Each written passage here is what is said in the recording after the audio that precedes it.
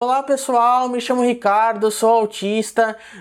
Você está no canal do Autismo Pensante. Eu falo sobre autismo e política. E hoje eu vou falar um pouco de um assunto mais diferentoso, né? De certa forma, tem a ver um pouco com autismo, mas também tem a ver com outras pautas, que é o culto à personalidade. E hoje eu vou utilizar, né, como exemplo, uma espécie de notícia, entre aspas, que aconteceu, que tem a ver com o Mano Brown. E então, caso você tenha gostado do tema do vídeo de hoje, aperta no botão de gostei e não se esqueça de apertar no botão de se inscrever, caso você ainda não é inscrito, porque eu vejo muita gente que eu falo e não se inscreve. Enfim, vocês estão perdendo tempo. Então, vamos lá falar sobre o Mano Brown, culto à personalidade, falar de outras figuras, enfim. Basicamente, o que aconteceu? Mano Brown, não sei se vocês conhecem, mas é uma figura praticamente lendária dentro do rap nacional, que ele faz parte do Racionais MCs há muito tempo, tem o Sobrevivendo no Inferno, que é o mais famoso, enfim, e tem outras músicas, mas assim, ele tem o podcast Mano a Mano, e no último episódio do podcast, que foi há uns 2 dias atrás praticamente, ele convidou o Fernando Holliday. Fernando Holliday, para quem não sabe, ele faz parte do MBL, que é o Movimento Brasil Livre, é o mesmo movimento que apoiou o Bolsonaro e hoje segue uma linha mais republicana, entre aspas, mais democrática, entre aspas, na linha do discurso, mesmo que na prática eles ainda apoiem as pautas que o Bolsonaro defende. Mas, assim, Fernando Holliday, ele faz parte do MBL e ele é vereador pela cidade de São Paulo. Então, ele foi convidado pelo Mano Brown para falar um pouco no podcast. E vários assuntos foram tratados, enfim, eu não vou entrar no mérito exatamente do que foi falado ou não, mas muito se criticou o Mano Brown justamente por ter dado esse espaço ao Fernando Holliday para uma mídia teoricamente de esquerda, né, entre aspas, né?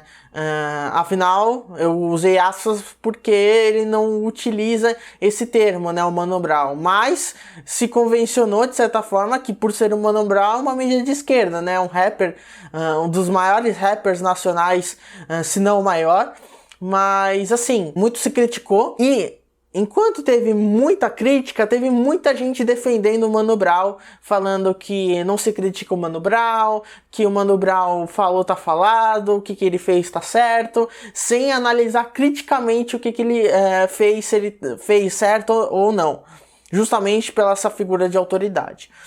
Então, eu vou focar no vídeo justamente nessa crítica à figura de autoridade, esse culto à autoridade que muita gente, seja por falta de senso crítico ou por outros motivos, acaba fazendo no dia a dia, né? Enfim, ou nas redes sociais, né? Que é o que acontece mais. Assim, o Mano Brown, ele não é uma pessoa incriticável. Ele é uma pessoa como qualquer outra. Claro, ele, assim como outras figuras, que eu já vou dar exemplo daqui a pouco, tem história dentro no caso dele, do movimento do rap nacional, porém, isso não quer dizer que ele esteja isento de críticas. Da mesma forma, por exemplo, que Tabata Amaral, dentro de suas devidas proporções, que pode receber críticas e não pode utilizar do argumento do machismo, né, só em salvo alguns contextos, ou mesmo de figuras como o Silvio Santos, que outras pessoas falam que ele é incriticável, da mesma coisa entre proporções também, o Monark, várias figuras, até, por exemplo, figuras marxistas, que é o que eu ando estudando um pouco mais ultimamente, que é o próprio Marx, o Engels, Lenin e outras figuras marxistas. Então muita gente, independente do espectro, acaba hipervalorizando essas figuras, né? E isso faz com que o senso crítico acabe sendo ultrapassado pelo culto à autoridade. O culto à autoridade é quando você, não importa se a pessoa fez algo certo ou errado, você sempre vai estar lá basicamente para passar pano, né, para a pessoa, né? E isso foge completamente de qualquer tipo de senso crítico que possa aparecer. Uma das figuras que muita gente também acaba cultuando sem criticar, sem ter um pensamento crítico muito apurado, é a figura do Lula. O Lula, todo mundo sabe que ele é uma figura que se propõe ser de esquerda, mas na verdade ele atualmente está mais para um centro.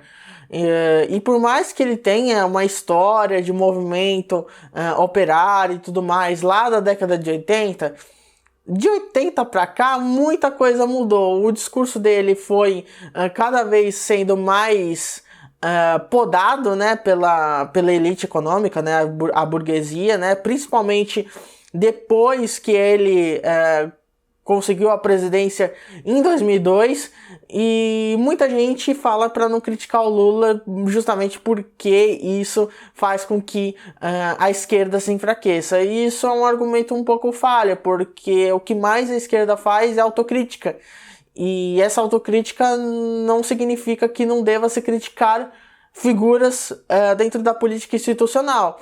Então, só dando o exemplo do Lula, você já dá para perceber que a figura do Mano Brown não é muito diferente. O Mano Brown pode ter o seu histórico dentro do movimento, né, principalmente em relação à questão mais artística da coisa, de tirar muita gente do mundo do crime, como eu já vi relatos sobre isso. Porém, contudo, todavia, isso não significa que a pessoa seja incriticável. Um dos exemplos que muito se criticou o Mano Brown foi na eleição de 2018, onde o Mano Brown fez todo aquele showzinho lá de volta para a base. E o problema é que, enquanto teve uma pequena parcela de pessoas que criticou isso, e eu inclusive critiquei, outra parcela muito maior estava criticando os que estavam criticando. Então foi basicamente uma guerra digital, porque assim, o contexto dessa questão é que muita gente da esquerda liberal ou mesmo da direita, seja institucional, seja uma esquerda mais conservadora, seja uma esquerda reacionária, utilizou isso, né, para atacar o PT. O problema é que isso atacou não só o PT, mas toda a esquerda, porque é como se toda a esquerda não fizesse trabalho de base, e isso é completamente errado. Uma parcela considerável da esquerda faz trabalho de base.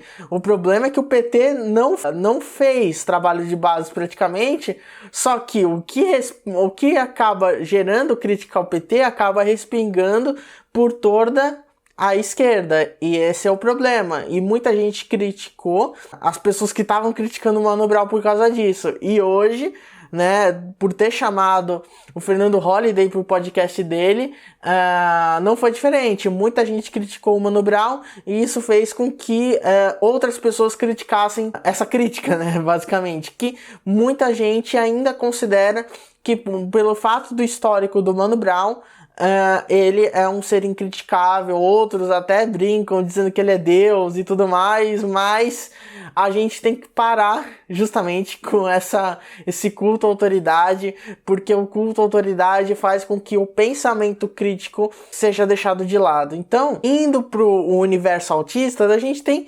um exemplo muito claro de culto à autoridade dentro do ramo do autismo, que é a figura do Marcos Mion.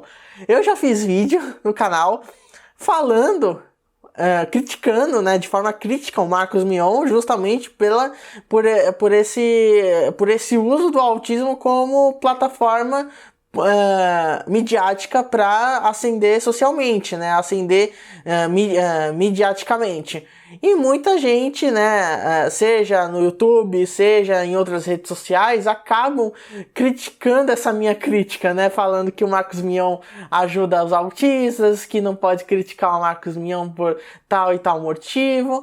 E da mesma forma que eu falei do Lula, do Mano Brown, de outras figuras, seja da direita ou da esquerda, isso não significa que o Marcos Mion seja diferente. Então a gente tem que tomar cuidado com essa esse culto à autoridade, porque o culto à autoridade, eu não gosto nem de usar esse termo, mas deixa as pessoas mais emburrecidas. Na verdade, o termo melhor é até deixam as pessoas mais ignorantes, porque a ignorância faz com que as pessoas não pensem criticamente a realidade concreta das coisas, e isso levando dentro do universo da política, seja a política extra institucional quanto a institucional, isso faz com que certas atitudes não sejam tomadas. Por exemplo, se um político acaba fazendo um projeto de lei contra uma pauta de esquerda, ou no caso dos autistas, contra uma pauta autista dentro do modelo social, obviamente, e essa pessoa se elegeu com essas pautas, isso é estelionato eleitoral. Então a gente tem que cobrar essas pessoas, porque se a gente ficar nessa de a gente não pode criticar tal figura institucional da política, isso faz com que a pessoa se sinta cada vez mais legitimada a fazer esse tipo de atitude dentro do ramo legislativo e executivo, e isso influencia também nessa questão extra institucional, como no caso do Mano Brown. O Mano Brown, ele pode ser criticado, ele deve ser criticado, e por mais que as pessoas falem que ele é uma figura incriticável ou incancelável, né, como tem muita gente agora utilizando esse termo, na verdade não, a gente tem que criticar mesmo, porque as críticas fazem a pessoa se ligar no que ela tá fazendo, se ela tá fazendo alguma coisa de certo ou errado. E simplesmente eu considero errado o que ele fez em relação a ter trazido o Fernando Holliday pro podcast dele. Porém, isso é um tema para um futuro que talvez eu faça um vídeo sobre isso especificamente. Então é isso. Comente aqui embaixo, né, o que você achou do Mano Brown trazer o Fernando Holliday pro podcast dele.